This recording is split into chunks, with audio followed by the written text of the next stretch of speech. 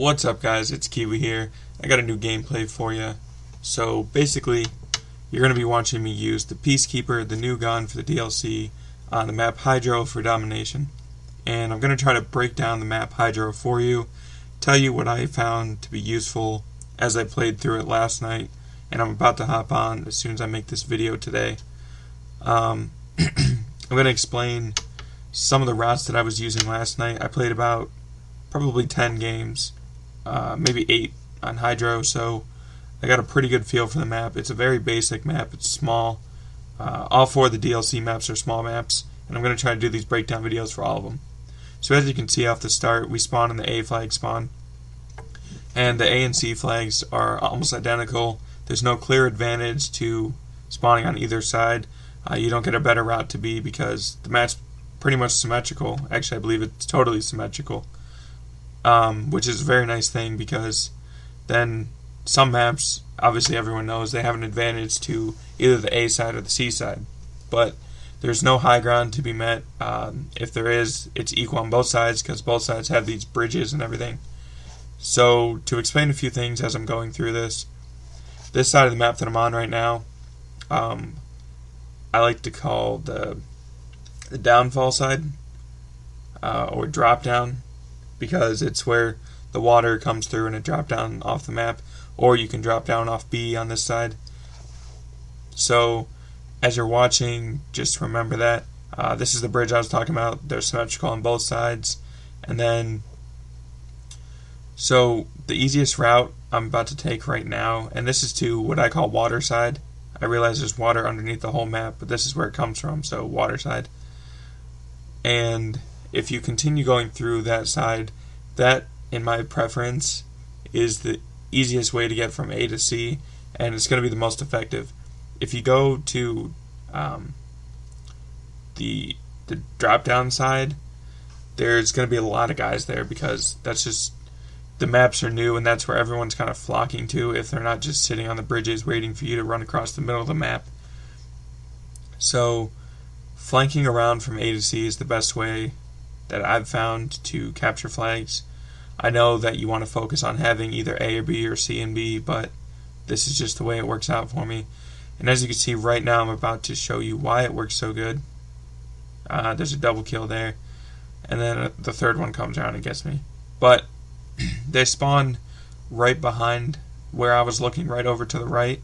So they have 2 choices basically: run out right in front of you, or take a sharp right and go towards drop down side, which, as I mentioned before, is a very heavy traffic area right now on this map.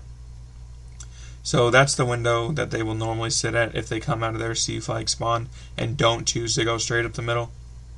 And I mentioned before, it's a symmetrical map, so it's going to be the same thing coming from the C spawn as the A side. Another thing to look at, getting to the B flag is a bitch in this one. As you can see, I'm about to come up on it. It's literally right in the middle, in front of everything. The route that I was taking when I captured it a few times was the drop down right there. I would come up from whatever side, go through water, and come up that ladder. Sorry. And then you can go that way, but that's what I was doing at first, and then I found out the other way. If you go, as you can see, I'm running from C flag spawn, go up that ladder right to my right, and that's going to be your best way to capture B right now, because you can just lay prone. There's a hole in the wall, kind of, and if you position yourself right, you're going to get prone blocked, yes, but you're also going to capture the flag, and it's very minimal if they can see you at all. I'm going to try to work out a couple more spots in this map, but it's really hard to have huge vantage points because the map is symmetrical, so they don't want you to have power positions, and if they do, they want you to have a good defensive position too. So it's kind of hard to have certain spots on the map that are just, these are the go-to head glitches and stuff. So other than that, that's really all the capture points. I want to talk about the actual gun, the Peacekeeper, a little bit. A fellow commentator, Bonesaw, described it to me as, it feels like you're carrying the Commando from Black Ops 1, and I completely agree with him. And it just, if you played Black Ops 1, it handles like it. So if you're not familiar with it, then this doesn't make any sense to you, but the majority of people listening have played Black Ops 1. So as far as the gun shoots, its rate of fire is terrible. There's a million videos already out about it from the big name commentators telling you that, so I don't need to reiterate what they're saying. If I had to choose a gun from this release that it shoots similar to, damage-wise, I would say the Vector, because I feel like you have to put a lot of bullets into them to get a kill.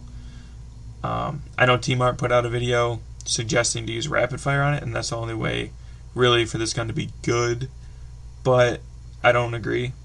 I think if you play the map right, and you sit back, kind of, and be less aggressive, which is hard for me to do,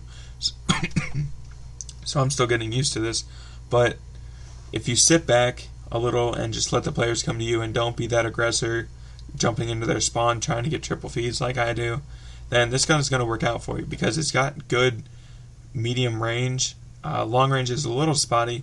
Short range, you're going to be at a disadvantage going against a PDW or any other SMGs besides maybe the Chickum, but the rate of fire really is a hinder on your game. So that's just a note to take into account when you're going to try out this gun, if you have the DLC or not, or if you pick it up off someone's dead body. And that is possible. If you don't have the DLC and someone is just playing that has the DLC on the normal maps, you can still pick up the gun. It's no big deal. Right now, if you play the DLC, this is one thing, it's a little side note, that I really like about how they brought in a new gun. Everyone wants to use it.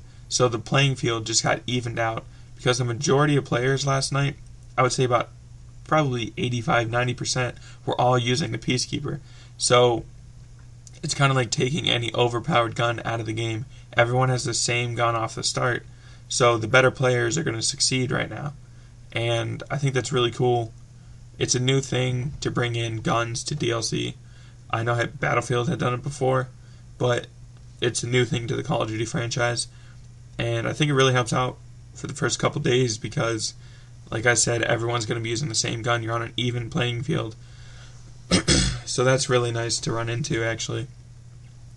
Other than that, the Peacekeeper does have the low rate of fire, which is, it kind of sucks.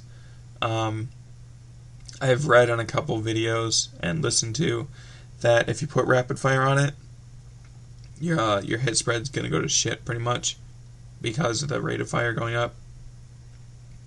So that is a big downfall if you think about it. So really, if you just get used to the slower rate of fire, you'll be fine. You'll be able to pick and choose your shots and do what you want to do. It does take a lot of damage to kill, which is the real factor that I've been running into. And as a lot of guns in this release, honestly, it's kind of inconsistent.